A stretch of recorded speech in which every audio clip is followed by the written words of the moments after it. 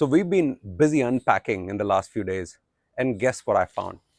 A nice crisp $100 note. Jackpot. Or is it really a jackpot? Hi everyone, welcome to our channel. In this video, I'm going to introduce you to the concept of mental accounting, what it is, some examples, and by the end of the video, I will also give you some hacks that you can use this mental accounting concept to your advantage. Before I do that, a quick introduction about myself. So my name is Yogi, and my wife Seema and I, we both achieved financial independence, retired early, and have been busy traveling around the world. And this is one such unique week where we are at home enjoying a break from a break. Anyways, back to the topic. So mental accounting is when you associate different value to the same amount of money.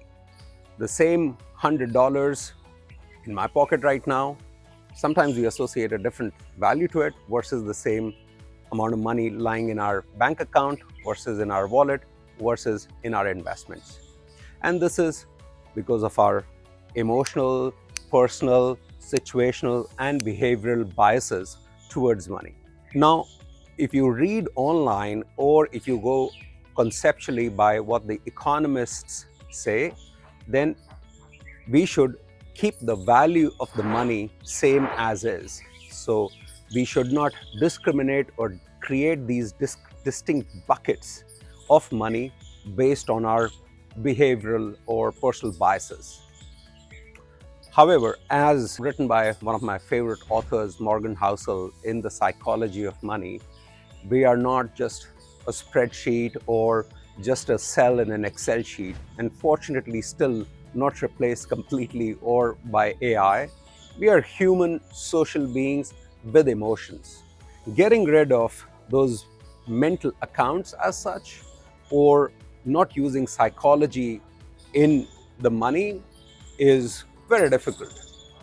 And on the other hand, I would say that I'm even a big proponent of the fact that you should embrace how to use your psychology, your behavior towards better managing money. And that is also, I firmly believe that mental accounting, you can use it to your advantage. But to first understand this theoretical concept of mental accounting, let's take some examples. So a few examples that come to my mind that most of you in your professional life as well as in your journey to financial independence, wealth accumulation, have gone through or going through. So one is tax refund. So most of us or every one of us files our taxes, and I guess this is the time of the year when everybody is busy filing taxes or have already filed taxes. And many of us by the end of the year also get a tax refund back from the government. We feel very happy about this whenever we get this tax refund. We feel as if we've again hit a jackpot. But what is this tax refund? This tax refund is nothing but an extra tax that we paid to the government. And we've given this money to the government as an interest-free loan because we gave this money, they did their calculation, and they gave it back to us without any interest. So it's our own money that we feel very good about when we receive. The other example is bonuses. Typically, we work hard, and every year, either on a quarterly or on a semi-annual or an annual basis, we get bonus by our companies that we are working for based on our performance. And these bonuses are in form of cash, in terms of stock units, in different other forms. And we feel again very good about it. Now, both the tax refund and bonuses, our general mindset is that this is the discretionary spending that we do. And generally, that's how we spend this money. We spend it for big ticket items, for holidays, for splurging on gifts, dinners, etc., for friends and family. Conceptually, this money is the same as we are doing on a monthly basis, that big and boring monthly earnings that we have, or our salary. Practically, it feels very different. So this is how we mentally account this money differently. And again, as I said earlier, it's nothing wrong with mentally accounting it as long as you're aware that this is how you're treating the money in a different account or a different bucket. Honestly, we ourselves used mental accounting to our benefit in different forms. And I'll give you 4 examples or hacks in how we've used mental accounting to our advantage in our journey to financial independence for savings, investments, or even spending. So the first one was, we always had a savings target every year. So at the beginning of year, we used to set up our savings target that this is how much percentage of our earnings we would save.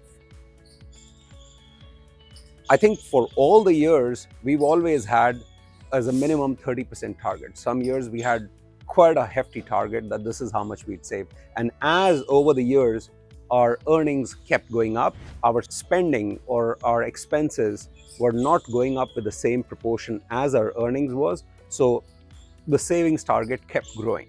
And by the end of the year, whatever we were able to achieve on that savings target, based on that, we also gave ourselves a bonus. It didn't matter how much bonus we got from the company, the salary that we got from the company, we defined our own bonus. So we did not account for the bonus that we got from our professional careers separately, but we accounted for the bonus that we gave ourselves, that if we achieved our targets that we had set for when it comes to savings for the year. What did this do is that this made sure that it put that discipline in us to continue saving and the discipline in us to make sure that we are chasing a savings target. But at the same time, it also gave us the flexibility that we kept awarding ourselves when we met that savings target.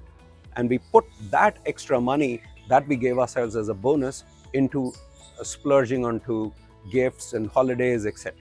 Again, the value of that money is the same as the value it is in the bank account or the salary. It didn't change, but that the way we treated it at least helped us. Linked to that is also how we treated our primary earnings, our primary income versus our passive income every year. So when we started our savings journey, it meant that we started putting that savings into investments. It meant that when we were putting into investments, we were putting into either investments that were linked to capital growth or investments that were also linked to providing us passive income. Capital growth may or may not have happened depending on the nature of investments. So what it did is that over the years, our passive income started from growing from 0 to a percentage every year on year. By the end of every year, we started evaluating that how much money we were getting from our primary income, which was our salaries, and how much money was our money-making money, that is, that it was generating that passive income. Conceptually, it was the same, the value of the money is the same, but these two accounts made sure that we were treating our passive income as a separate account and our primary income that we were getting from our salaries as a separate account. Now, what it did is that it made sure that every year we were being very rational and critical towards our total portfolio, that how much money is our portfolio generating every year.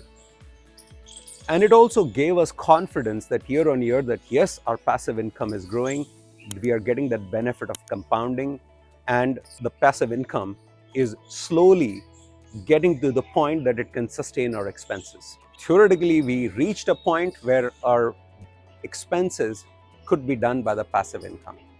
And that is when we felt we are financially independent enough. And this is irrelevant of the safe withdrawal rate, etc. That was the second use of mental accounting that we did to our benefit, is treating our passive income and primary income as two separate entities and being quite critical on both of them, that how do we grow our primary income, that what do we do for our career, and also how do we grow our passive income, what do we do towards our portfolio when it comes to rebalancing, etc. The third one was the bucket strategy. I've also made a video about this on what a bucket strategy is. So please do watch, and we are big proponents of bucket strategy because we are still using that. So we have all our investments even now into three distinct buckets. So three mental accounts, you can put it. So one is our short-term strategy. So this is the money that we need for the next 24 months. So around 2 years, the money that we need. So that money is parked into some very secure assets, liquid assets, cash, fixed deposits. So the money that we can quickly withdraw and use it for the next 2 years, and we will not need to worry about the ups and downs of the market on that. The second bucket is our midterm bucket, which is from 2 to 7 years, the money that we need from 2 to 7 years on. This is midterm, so it's also a medium risk. So this is where we put in funds, ETFs, blue chip stocks, where we believe that this money, it is having certain level of liquidity, but at the same time, it is also getting the value from the market's growth while not being too much of a risk. And the third bucket is our long-term bucket, which is the 7 years plus horizon. And this is where we've dabbled in crypto, we've got illiquid assets, which is real estate, and other assets like investments in tech and startup, where the growth is on the zoom out long-term basis. So again, conceptually, as the economist should do probably, is treat all the money same, but we are being contrarians there, that we are treating our investments in different buckets and with a different strategy here. And so far, it has been very helpful. And even right now, with the markets going up and down, it is definitely giving us less worries and less ulcers because we have this runway of the short-term bucket that helps us out. The last, when it comes to spending, the fourth hack, that's our travel hack. So what we do is that when we have been on travel, we set aside a small budget or a percentage of travel that we say that this is our cost of travel money. And this is the money that, when it comes to weighing against our satisfaction, happiness, our enjoying the trip, then we are willing to trade that much, that small amount of money. And this is what I call the petty cash versus our happiness money. And what I mean by that is that, for example, when we've been traveling, we've had some times when the taxi driver has overcharged us. Sometimes Seema, she lost her sunglasses in one of the trips or hiking trips when we were going there. Now, we don't fret because we say, hey, this is the bucket that we know that this money is a write-off for us, but we will not let happiness or our holiday be ruined. Because this is the other thing that I learned, that sometimes we become what I call penny wise, pound foolish, is that small amount of money ruins our holidays because we end up on the way to the airport or somewhere where we get fleeced or scammed by a taxi driver, or at a hotel where we were not supposed to be paying for something and we ended up paying. So this is that mental travel bucket that we made. And believe me, it is a great thing because it has given us, during our travel, a lot of joy, that knowing that if something happens, then we are taking it off from this pot of money. Now, as you can see from all these 4 examples, these are very clear mental accounts that we made, and we are using them to our advantage. Feel free to have your own so-called mental accounts, but at the same time, just make sure that you're not using these accounts in a way that your emotions or your personal situations get a better of you and make you spend more. One of the examples that I always say that you have to be careful about is nowadays ease of purchasing. That everything is just a one-click away, and literally one click, that many of the sites nowadays even have this one-click spending, that they have your credit card or anything stored on the site.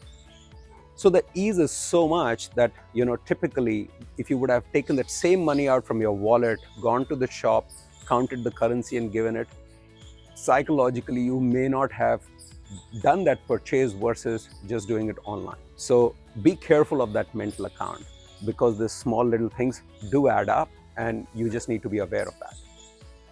Similarly, when it comes to these equal monthly installments, mentally we what the companies do is that they break this big chunk of payment into piecemeal payments, and it makes us feel very good that, hey, I've not bought such an expensive car for thousands and thousands of dollars. What I've basically done is that I'm just paying that monthly. Little are we realizing that we are ending up paying probably 10, 15 or 20% more on that value of that asset that we've just bought over a period of time. So again, that mental account sometimes can work not in our favor. So as long as you are in control and you are aware, I personally believe that mental account or mental accounting can be used to your advantage. It can give you a lot more peace. It can help you separate your risks. It can even help you enjoy your holidays much better. So I hope that these 4 hacks or tricks help you create those savings, create that investment buckets, and at the same time enjoy your holidays more. If you do have some other hacks or some other ways of mental accounting, please do comment on this video. It would be interesting to hear from your thoughts where you think mental accounting can be used as an advantage. And at the same time, if you think that there are things that we should be careful about when it comes to mental accounting, please do also comment. It would be good to have that discussion around this. So I hope this video has been useful, insightful, and it gives you a new concept of this mental accounting, something that probably you were doing it already for years and years. It's just that now you can even have a label to that. And if you found this video interesting, please do like, please do subscribe, and please do share with your friends and family. Till the next video, till the next location, and till the next topic, goodbye from me. Bye-bye.